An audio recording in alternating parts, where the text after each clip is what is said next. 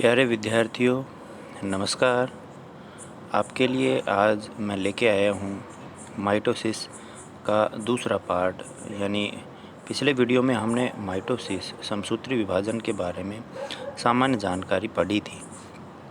समसूत्री विभाजन या माइटोसिस में हमने जाना था विद्यार्थियों कि एक कोशिका से दो कोशिकाओं का निर्माण होता है और वो दोनों कोशिकाएं आनुवांशिक रूप से अपनी जनक कोशिका यानी मातृ कोशिका के समान होती हैं। जीवों में जो ऊतकों की मरम्मत होती है या विभजोतक में होने वाले विभाजन हैं या पादपों में होने वाली वृद्धि है, वो समसूत्री विभाजन के द्वारा ही होती है। इसमें सबसे महत्वपूर्ण बात यह है कि जनक कोशिका और बनने वाली संतति कोशिका, पुत्री कोशिका के जो लक्षण हैं वो समान होते हैं, उनमें कोई अंतर नहीं होता है। यह दो प्रक्रियाओं में, दो प्रावस्थाओं में होता है। पहला केंद्रक विभाजन यानी कैरियोकाइनेसिस और दूसरा कोशिका द्रव विभाजन यानी साइटोकाइनेसिस। तो आइए हम आज इसके बारे में और विस्तार से अध्ययन करें। विद्यार्थियों, केंद्रक विभाजन या जो कैरियोकाइनेसिस होता है, केंद्रक विभाजन में कोशिका के गुणसूत्र विभाजित होकर दो संतति यानी डॉटर न्यूक्लियस का निर्माण करते हैं। यानी एक केंद्रक से दो केंद्रक बनेंगे, वो क्या कहलाएगा? कैरियोकाइनेसिस या केंद्रक विभाजन कहलाएगा। अध्ययन की सुविधा की दृष्टि से इसको हम चार भागों में, चार प्रावस्थाओं में, चार फेज में बांट सकते हैं। पूर्वावस्था यानी प्रोफेज, मध्यावस्था यानी मेटाफेज, पश्चावस्था यानी एनाफेज और अंत्यावस्था यानी टीलोफेज। विद्यार्थियों, सबसे पहले पूर्वावस्था यानी प्रोफेज।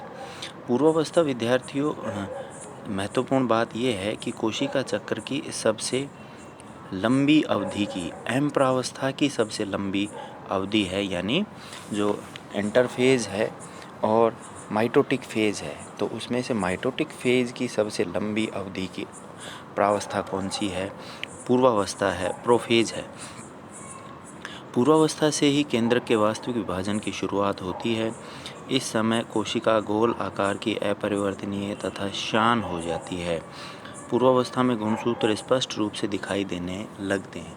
आपको याद होगा तो हमने चर्चा की थी कि जो अंतरावस्था होती है, इंटरफेज होती है, उसमें गुणसूत्र दिखाई नहीं देते। गुणसूत्र क्रोमेटिन जाल के रूप में दिखाई देते हैं।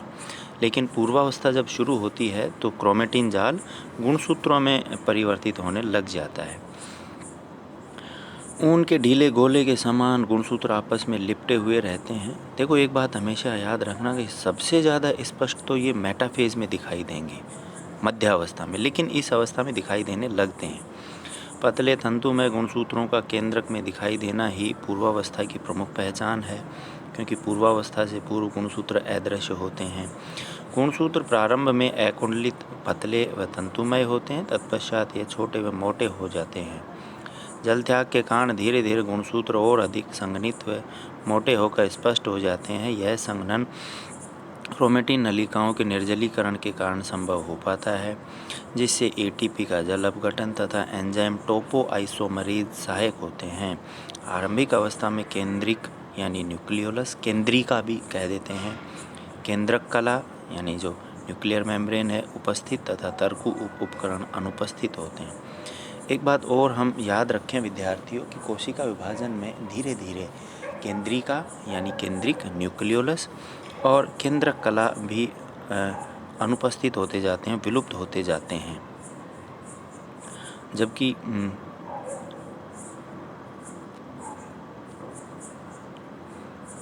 तर्कु उपकरण के बारे में भी हम पढ़ेंगे। तो प्रोफेज में क्या होता है कि गुणसूत्र धीरे धीरे मोटे होने लगते हैं। पहले पतले होंगे, फिर मोटे होंगे, धीरे धीरे केंद्रिक और केंद्रक कला विलुप्त होने लगेगी, है ना। शुरू में तो दिखाई देंगे लेकिन बाद में विलुप्त होंगी। महत्वपूर्ण बात, मध्य पूर्वावस्था में प्रत्येक गुणसूत्र लंबाई में दो समान अर्ध गुणसूत्रों में यानी सिस्टर क्रोमेटिड विभाजित दिखाई देने लगते हैं। एक गुणसूत्र के दोनों अर्ध गुणसूत्र भगिनी गुणसूत्र कहलाते हैं। ये अर्ध गुणसूत्र एक दूसरे के समानांतर होते हैं। प्रारंभ में गुणसूत्र के कुंडलियों की संख्या ज़्यादा तथा व्यास कम होता है। परंतु बाद में कुंडलियों की संख्या कमी तथा व्यास में वृद्धि होती जाती है। इस तरह कुंडलन क्रिया में दीर्घ कुंडलन तथा लघु कुंडलन उत्पन्न होते हैं, जिनमें गुणसूत्रों के क्रमशः व्यास व लंबाई ज्ञात की जा सकती है। गुणसूत्र केंद्रक में एक समान वितरित रहते हैं, उनमें प्राथमिक तथा द्वितीयक संकीर्ण भी दिखाई देने लगते हैं। गुणसूत्रों के दोनों अर्धसूत्रों के सापेक्ष कुंडलन को संबद्ध परक कुंडलन कहते हैं। समसूत्री विभाजन के प्रोफेज में यह कुंडलन प्लेक्टोनिमिक कुंडलन कहलाता है, जिसमें यह रस्सी के समान इस प्रकार से पाया जाता है। तो पूर्वावस्था में प्रत्येक गुणसूत्र 2 अर्ध गुणसूत्रों में, जैसे ये एक गुणसूत्र है, इसके 2 अर्ध गुणसूत्र, एक अर्ध गुणसूत्र ये और एक अर्ध गुणसूत्र ये इसमें विभक्त हो जाते हैं, विभाजित हो जाते हैं। और इन दोनों को ही क्या कहेंगे? सिस्टर क्रोमेटिड कहेंगे, भगिनी अर्ध गुणसूत्र कहेंगे विद्यार्थियों। इसमें ये सिस्टर क्रोमेटिड होगा, जबकि इसमें ये सिस्टर क्रोमेटिड होगा। उत्तर पूर्वावस्था में गुणसूत्र के दोनों भगिनी अर्ध गुणसूत्र एक विशिष्ट स्थल गुणसूत्र बिंदु यानी सेंट्रोमियर अथवा प्राथमिक संकीर्णन से जुड़े हुए दिखाई देने लगते हैं। इसी के साथ ही एक विशिष्ट संरचना दिखाई देने लगती है, जिसे तर्कु कहते हैं। तर्कु सूक्ष्म नलिकाओं द्वारा निर्मित होता है। यह कोशिका द्रव में संश्लेषित होता है। उत्तर प्रोफेज में ही निम्नलिखित मुख्य घटनाएं होती हैं।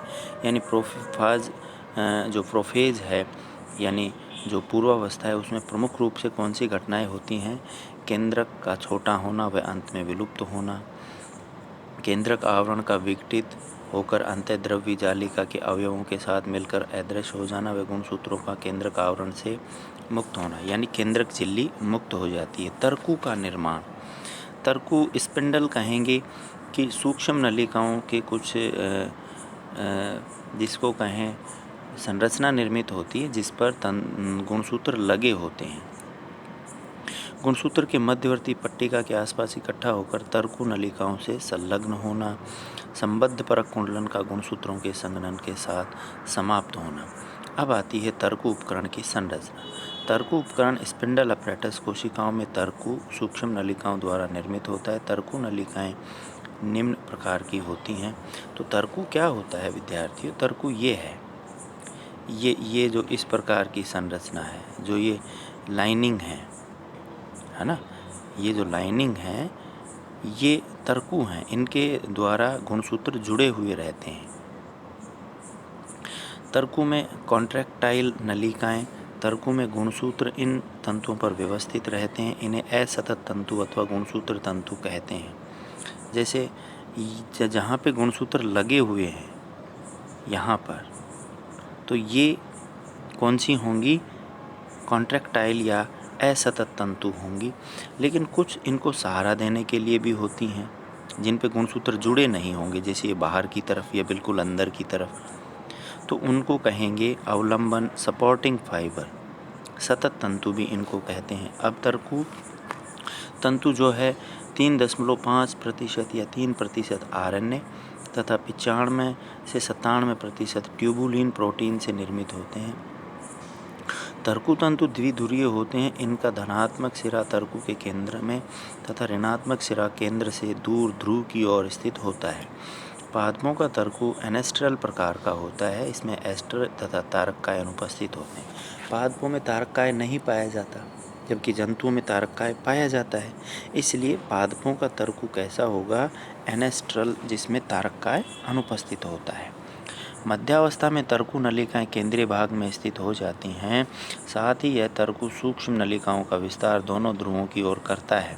गुणसूत्र मध्यावस्था में एक विशेष क्रम में तर्कु की मध्य रेखा पर व्यवस्थित हो जाते हैं। प्रत्येक गुणसूत्र के दोनों अर्ध गुणसूत्र अत्यंत स्पष्ट होकर दूसरे से अलग होने लगते हैं, किंतु ये गुणसूत्र पूर्णतः अलग नहीं होते, वरन गुणसूत्र बिंदु पर जुड़े रहते हैं। गुणसूत्र इस अवस्था में निश्चित रूप से विपरीत ध्रुव से जुड़े हुए तर्कु के गुणसूत्रीय तंतुओं से जुड़े होते हैं। तो पूर्वावस्था में विद्यार्थियों क्या होता है? धीरे धीरे गुणसूत्र हमें दिखाई देने लगेंगे, तर्कु का निर्माण होने लग जाता है, जो केंद्रक झिल्ली है वो नष्ट होने लग जाती है, है ना। इसके बाद आती है मध्यावस्था। तो जैसे ये पूर्वावस्था की शुरुआत है, यहाँ पर धागे के समान क्रोमेटिन जाल देख रहे हो आप। यहाँ पर धीरे धीरे गुणसूत्र बनने लगे। फिर उत्तर पूर्वावस्था यानी लेट प्रोफेज में ये गुणसूत्र हमें स्पष्ट दिखाई देने लग गए। और ये मध्यावस्था है। मध्यावस्था में एक बात हमेशा याद रखना कि गुणसूत्र मध्य पट्टिका पर बीच में तर्कु उपकरण के बीच में स्थित होते हैं। मध्यावस्था यह एक छोटी अवधि वाली प्रावस्था है। समसूत्री विभाजन की मध्यावस्था में कोशिका में निम्नलिखित महत्वपूर्ण परिवर्तन होते हैं। तर्कु का केंद्र में स्थित हो जाना, जैसा कि हम चर्चा कर रहे थे विद्यार्थियों अभी, ये बीच में स्थित हो गए। गुणसूत्रों का तर्कु के गुणसूत्रीय तंतुओं की मध्यवर्ती पट्टिका पर संलग्न होकर गुणसूत्र बिंदु द्वारा विन्यासित होना।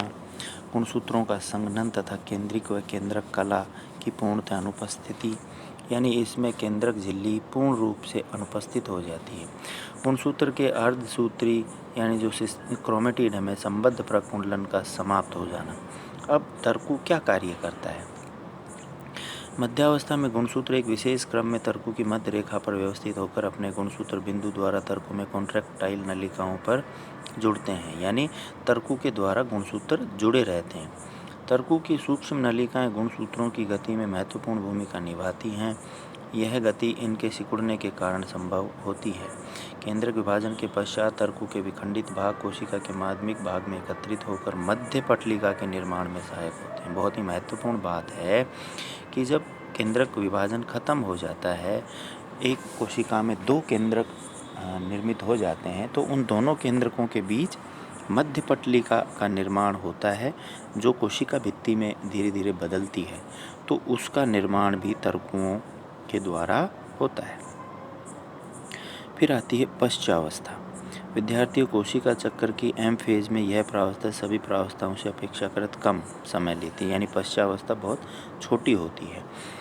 इस प्रावस्था में गुणसूत्र सक्रिय दिखाई पड़ते हैं। इसके प्रारंभ में गुणसूत्र बिंदु लंबाई में दो अर्धांशों में विभाजित हो जाते हैं। हमेशा याद रखना विद्यार्थियों, समसूत्री विभाजन में गुणसूत्र बिंदु यानी सेंट्रोमियर का विभाजन होता है। गुणसूत्र बिंदु भी विभाजित हो जाते हैं, अतः प्रत्येक गुणसूत्र के दोनों अर्ध गुणसूत्र पश्चावस्था में गुणसूत्रीय गति द्वारा एक दूसरे से अलग हो जाते हैं। तर्कु की सूक्ष्म नलिकाएं गुणसूत्रों की गति में महत्वपूर्ण भूमिका निभाती हैं। धीरे धीरे टेक्टाइल फाइबर्स की ये सूक्ष्म नलिकाएं सिकुड़ना प्रारंभ करती हैं। इनसे जुड़े हुए अयुगली गुणसूत्र विपरीत ध्रुवों की ओर खिसकना प्रारंभ कर देते हैं। गुणसूत्र तर्कु पर तब तक खिसकते रहते हैं जब तक कि ध्रुवों पर नहीं पहुंच जाते। गुणसूत्र जिस गति से मध्यवर्ती पट्टिका से विपरीत ध्रुवों की तरफ आकर्षित होते हैं उसे पश्चावस्था गति कहते हैं, जिसकी दर 1 माइक्रोमीटर प्रति मिनट होती है। इनको विपरीत ध्रुवों की ओर जाने के लिए आवश्यक ऊर्जा गुणसूत्र बिंदु यानी सेंट्रोमियर के मोटर प्रोटीन तथा एटीपी के जल अपघटन द्वारा प्राप्त होती है। अतः ट्यूबुलिन के नष्ट होने से सूक्ष्म नलिकाएं सिकुड़ने लगती हैं, जिनसे गुणसूत्र बिंदु गतिशील होते हैं। प्रत्येक ध्रुव पर गुणसूत्रों की संख्या उतनी ही होती है जितनी की पूर्वावस्था में थी। अर्धसूत्रों का विपरीत ध्रुवों की ओर संचालन, तर्कु रेशों की सूक्ष्म नलिकाओं की सिकुड़न, गुणसूत्रों में प्रतिकर्षण तथा अंतरा गुणसूत्रीय नलिकाओं के प्रकटन व दीर्घकरण द्वारा संभव होता है।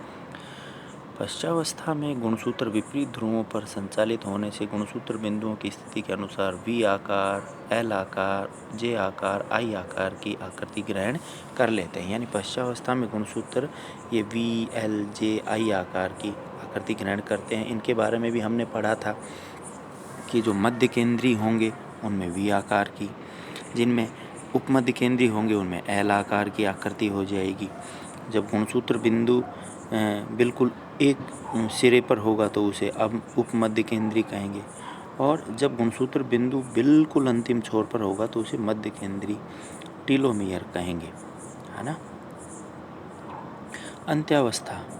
तो पश्चावस्था में विद्यार्थियों गुणसूत्र अपने अपने ध्रुवों की ओर जाने लग जाते हैं। इस प्रकार से ये देखिए, ये इधर जा रहे हैं, ये इधर जा रहे हैं, है ना। और लेट एनाफेज में ध्रुवों पर व्यवस्थित हो गए, ये देखिए, है ना। बीच में थे पहले तो, मध्यावस्था में तो यहाँ थे और अब यहाँ पे व्यवस्थित हो गए और फिर इस प्रकार से टीलोफेज जो होगी उसमें ये 2 केंद्रकों का निर्माण हो गया। अंत्यावस्था यानी टीलोफेज, यह पूर्वावस्था की तरह लंबी अवधि वाली प्रावस्था है। अब पूर्वावस्था की बिल्कुल विपरीत टीलोफेज में होता है, अंत्यावस्था में होता है, किंतु इसमें प्रतिक्रियाएं पूर्वावस्था की तुलना में विपरीत होती हैं। पूर्वावस्था में प्रोफेज में जो घटनाएं होंगी उनकी उल्टी घटनाएं किस में होंगी? टीलोफेज में। तर्कु ध्रुवों पर एकत्रित गुणसूत्र जल सोख कर पुनः समान रूप से फैलने लगते हैं। धीरे धीरे ये पतले और लंबे सूत्रों के रूप में अंत में क्रोमेटिन जाल के रूप में परिवर्तित हो जाते हैं। कुछ समय बाद प्रत्येक ध्रुव पर बनने वाले क्रोमेटिन जाल के चारों ओर एक केंद्रक कला का निर्माण हो जाता है। केंद्रक भी पुनः दिखाई देने लगता है। इस प्रकार दोनों ध्रुवों पर एक एक संतति केंद्रक बन जाता है। प्रारंभिक अवस्था में जनक कोशिका में एक केंद्रक के स्थान पर 2 केंद्रक स्पष्ट रूप से दिखाई देने लगते हैं, जो कि जनक केंद्रक से गुणात्मक तथा मात्रात्मक रूप से समान होते हैं। 2 संतति केंद्रों के निर्माण के साथ ही केंद्रक विभाजन संपूर्ण हो जाता है। यानी टीलोफेज में प्रोफेज की बिल्कुल उल्टी प्रक्रियाएं होती हैं। भाई वहाँ पर केंद्रक झिल्ली और केंद्रिका धीरे धीरे नष्ट होने लगते हैं, यहाँ धीरे धीरे दिखाई देने लगते हैं और अंत में एक केंद्रक से 2 केंद्रकों का निर्माण हो जाता है। ये आप देख सकते हैं, है ना। टीलोफेज के अंत में ये 2 केंद्रक बन गए, है ना। और यहाँ पर ये धीरे धीरे क्रोमेटिन जाल का निर्माण होने लग जाता है और ये पूर्ण क्रोमेटिन के रूप में ये आप देख पा रहे हैं।